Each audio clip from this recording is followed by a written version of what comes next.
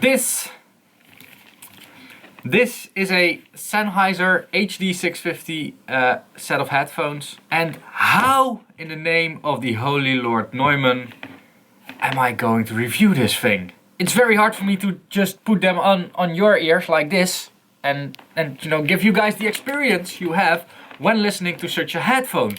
Very difficult. Actually, not really possible.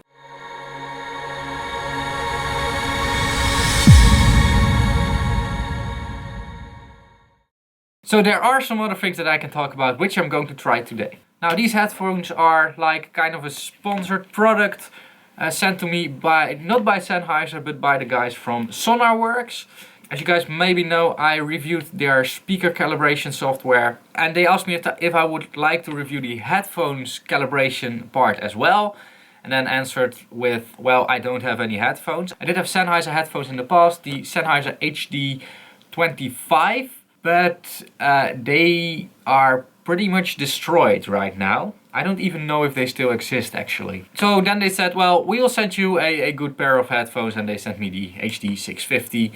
You know, I really like the products that Sennheiser make. Not only the headphones, also the microphones.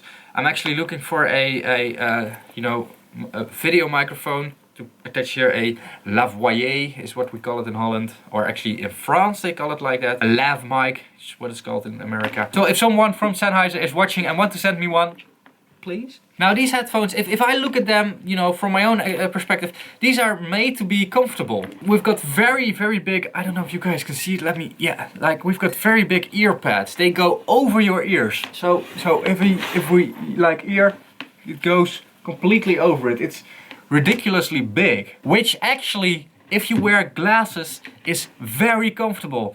Normally headphones really squash upon your ear, and they also squash the how do you call them, these things from your glasses, which make it very uncomfortable after like half an hour. This pair of headphones, I can wear this for hours upon hours. It's also very soft, so this part of my glasses also go through the foam pretty easily, and it doesn't put any pressure on my ears whatsoever. The other problem I normally have with headphones is that my ears heat up, like it gets very warm in there. But because these headphones are actually open, you can almost watch through it, they don't heat up at all. So they are very comfortable to wear for a longer amount of time. However, because they are very open and very comfortable, they are not what you call noise cancelling.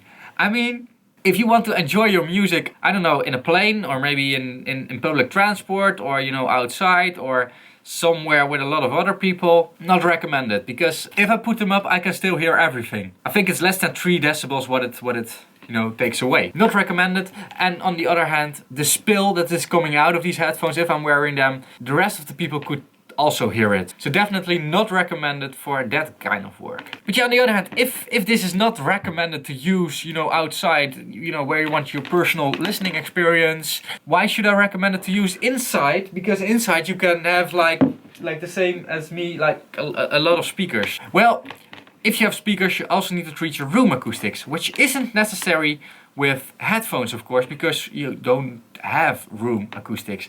And also, if you have multiple rooms where you work in, like you travel a lot, want to work from your hotel room or something, you will at least have some comfortable headphones, and you won't annoy the neighbors with it, because it's not that loud. Another thing that happened during my unboxing was actually in the comments section. They all went wild because of the fact that I was listening to these headphones on my laptop, and that was because that was the only sound source I had back then, and I just quickly wanted to test them. The reason why everybody went crazy is because, well, these are, I don't know, it's not on the headphones. No, it's not even on the box. These headphones have an impedance of 300 ohms, which still isn't that bad, but is a lot lower than like the standard earbuds and the thing that the audio output of the MacBook actually is made for. But it still isn't that low. There are even 75 ohm headphones. And as a general rule of thumb, the lower the impedance of your headphones or your speakers, the more work the amplifier has to do. So the more powerful the amplifier needs to be in a different way, not in wattage, but in output impedance. But this is a very difficult subject, and I would like to do a video about it. If you guys would like to see it, So let me know that. And still need to think of a good way to explain this because it's a very difficult subject. They all recommended for me to try headphone amplifiers, and I did try from the simplest like Behringer one to I did try PreSonus one, I did try an M Audio one, I did try a Class A self-made one from a technician that you know gave me one to test for a few hours, and I did compare it a lot. I did compare it back to the mini jack on my my MacBook, and yes, there is a difference, but it's not a difference to make that much fuss about. I mean, yeah, you still will have an amazing listening experience directly from your laptop output, and of course you have some power supply buzzing on that output, and you know, that's logical. What do you expect? It's like a tiny amplifier in there. But it still performs pretty well. So the biggest difference between using an amplifier in sound characteristics is most of all the low frequencies. When there is a lot of low frequencies in the music and you are turning up the volume pretty high, which also is a bit limited on a mini jack output because, you know, the amplifier just cannot deliver that much amount of power. But still, if you are turning up the volume and running into the max, it really goes, yeah, it tries to compress because it cannot deliver that much power to drive the low frequency drivers in this headphone. But then again, it's a small difference. Now, where does Sonarworks tie into all of this content? Because this is actually a quick review of these headphones. So Sonarworks, what they do is they calibrate these headphones. They make a frequency calibration of these headphones. Now you can buy these one directly from Sonarworks, and it comes with a label then, with a code on it. Now this code links to a specific tailor-made frequency response that is made for these headphones, not this type, no, these ones. So these are individually calibrated. Now the calibration curve for this one looks like this. Now as you can see, there are some things to calibrate, but it's still not is a lot. And that's because these are already, you know, pretty good headphones. Now what Sonarworks claims is that if you install that software and listen to your music through their software, through their calibration patterns, that you will get a studio grade listening experience, that you would actually hear the music as the engineer has intended it. And how am I going to test this? Now here's the challenge that I made myself. Next week on Saturday, I'm going to launch a video in which I'm going to mix a track using only these headphones. So I will power down my speakers, I will power down everything that makes sound, and will only use these headphones to completely mix a track. And during the mixing I will tell you guys about what I'm doing in the mix, but also about what I'm hearing, and what I'm hearing is right and what I'm hearing is wrong. And from the end product of that mix we can all see the difference between mixing on speakers and mixing on headphones. Now I'm going to record this mixing video during next week, so I also still don't know the end conclusion. So if you want to know if it's worth it to combine an HD650 with Sonarworks, you have to stay tuned and you have to subscribe to this channel, so don't forget to subscribe. So, is the Sennheiser HD650 recommended for you to use? And to that I have to answer, I don't know. I think that the choice of headphones is even more personal than the choice of speakers.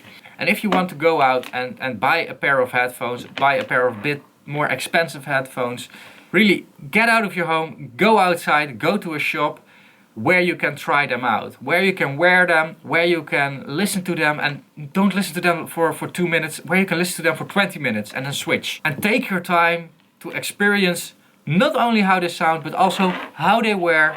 If you like the cable, if you like the cable length. What I, for instance, don't like is this piece of why I want my cable on one side.